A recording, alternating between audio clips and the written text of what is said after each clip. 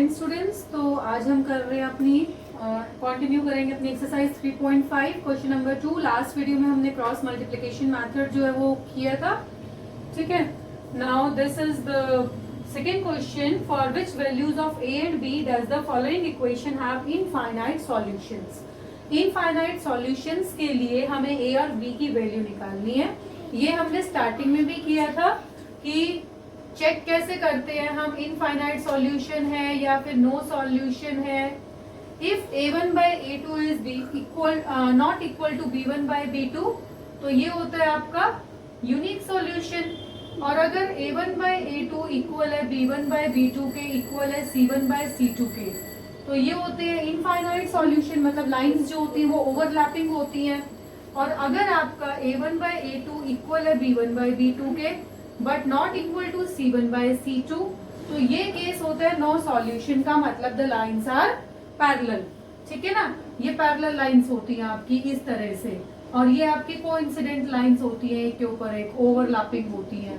और जो फर्स्ट वाला यूनिक सॉल्यूशन है वो आपकी इंटरसेक्टिंग लाइंस होती है, ठीक है। नाउ ये क्वेश्चन है आपका, इनफाइनाइट सॉल्यूशंस के लिए क्या होता है, a1 by a2 equal to b1 by b2 equal to c1 by c2। तो इसमें आपका a1 क्या है, 2। नाउ ऐसे लिखेंगे, for infinite solutions 2 by a minus b should be equal to 3 by a plus b should be equal to 7 by 3a plus b minus 2।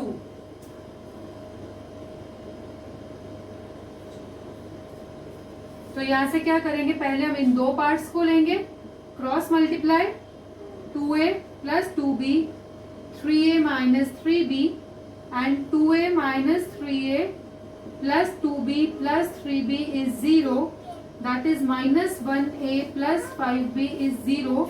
या फिर हम लिख सकते हैं a is equal to 5b, ठीक है। सिमिलरली हम इन दोनों को लेंगे एंड क्रॉस मल्टीप्लाई कर रहे हैं हम इन दोनों को। नाउ आई एम गेटिंग 3 3 जा 9a plus 3b minus 6 7a plus 7b। तो 9a minus 7a plus 3b minus 7b minus 6 is 0, that is 2a minus 4b minus 6 is 0। 2 common ले रही हूँ, a minus 2b minus 3 is 0। तो ये equation आ चुकी है हमारी, ये फर्स्ट इक्वेशन थी and this is the second equation. अब a जो है वो 5b के बराबर है फर्स्ट इक्वेशन से, इसको सब्स्टिट्यूट कर रही हूँ मैं सेकेंड इक्वेशन में। तो यहाँ से मुझे क्या मिलेगा, 5b minus 2b minus 3 is 0, that is 3b minus 3 is 0। तो यहाँ से आगे आपका b is equal to 3 by 3 that is 1। b की वैल्यू आ चुकी है हमारी 1। ये जो b की वैल्यू आई है इसको पुट करेंगे, a is equal to 5b, तो a आ गया आपका 5 इंटू 1 दैट इज 5। तो a equal to 5 and b equal to 1 are the solution of this question, ठीक है। अब चलते हैं इसके सेकंड पार्ट पे। किसमें कुछ नहीं करना था, जस्ट इनफाइनाइट सॉल्यूशंस के लिए कंडीशन रखनी थी, क्रॉस मल्टीप्लाई करना था दो दो को एक साथ लेके, ठीक है। पहले इन दो को फिर इन दो को, a और b में इक्वेशन आ गई और a और b की वैल्यू निकाल ली, ठीक है। Now moving on to the next part, question 2 second part. Second question में है दो इक्वेशंस दी हुई है हमें, 3x plus y equal to 1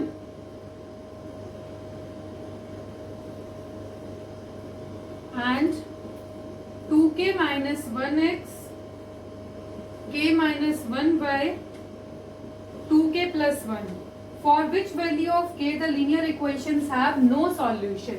हमें k की वैल्यू निकालनी है for which it has no solution, ठीक है। नो सॉल्यूशन का केस कौन सा है, ये वाला।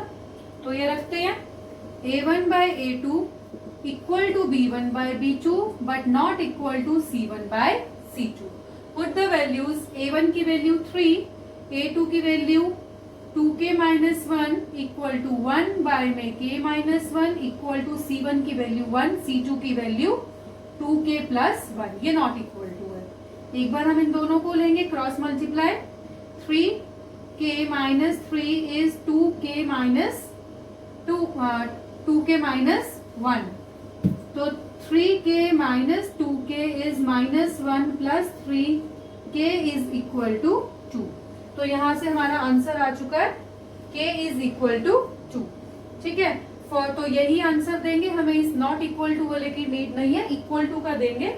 फॉर k इक्वल टू 2 हमें k की वैल्यू निकालनी थी ना, the equations, the pair of equation will have no solution.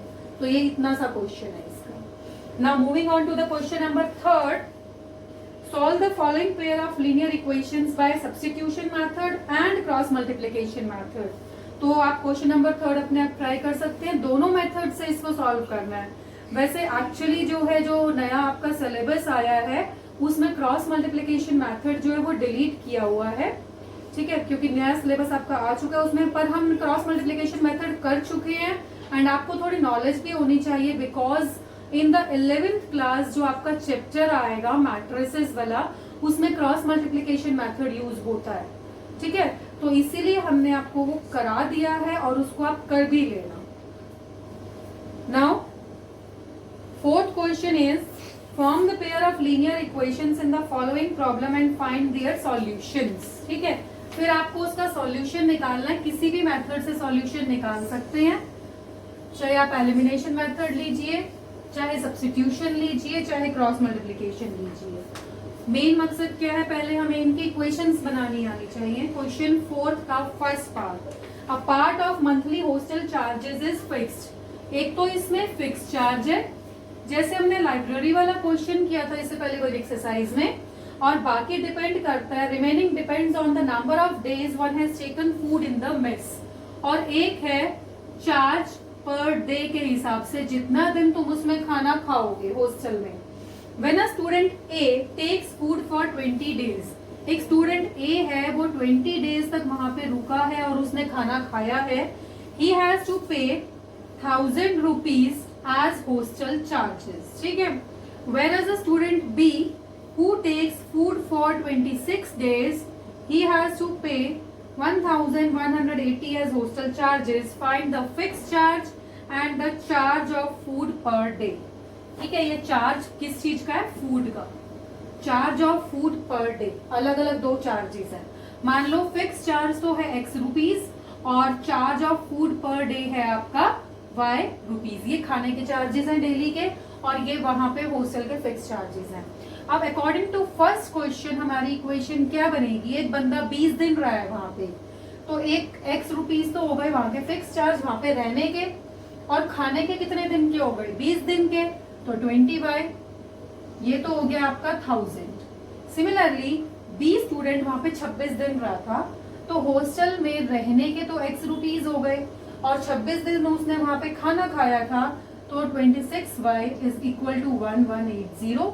ये आपकी दो इक्वेशंस आ चुकी हैं, और आप इनको सॉल्व कर लेना बाय एलिमिनेशन मेथड। देखो यहाँ पे x और x है ना, ये कैंसिल हो जाएगा, यहाँ से आएगा आपका -6y and -180, minus minus cancel, and ये आ गया आपका 30। y की वैल्यू आ चुकी है ₹30 पर डे।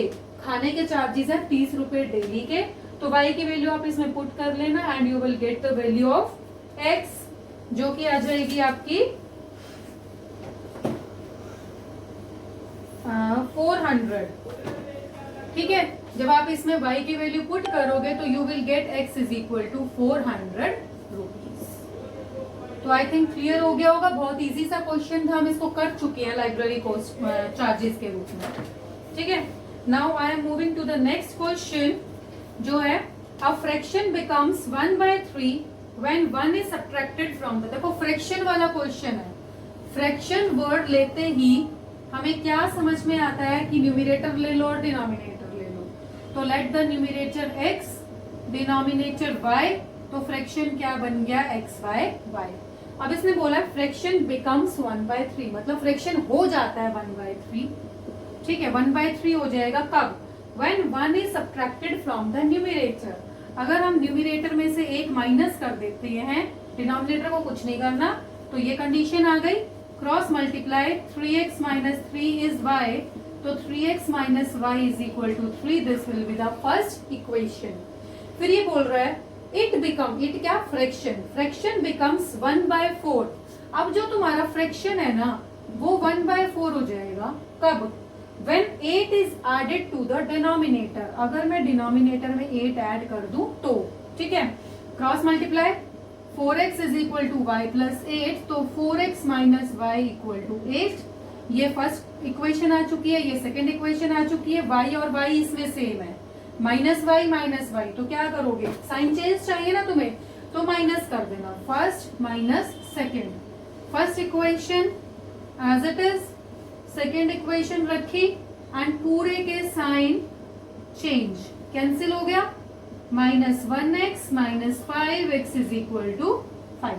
x की वैल्यू 5 आ गई है, पुट कीजिए, 3 5 जा 15, माइनस y इज 3, तो minus y is 3 minus 15 that is 12, तो y की वैल्यू आ चुकी है 12, ठीक है। तो फ्रैक्शन क्या हो गया आपका, 5/12। तो आई थिंक आपको क्लियर हो गया होगा हमने क्वेश्चन कैसे किया। फ्रैक्शन वाले क्वेश्चंस काफी हो चुके हैं हमारे, ठीक है। इसके बाद है चलो आज ना यहीं तक करते हैं। जो 3 क्वेश्चंस हमारे इस एक्सरसाइज के बचे हैं और काफी अच्छे क्वेश्चंस हैं, ये हम नेक्स्ट वीडियो में डिस्कस करेंगे।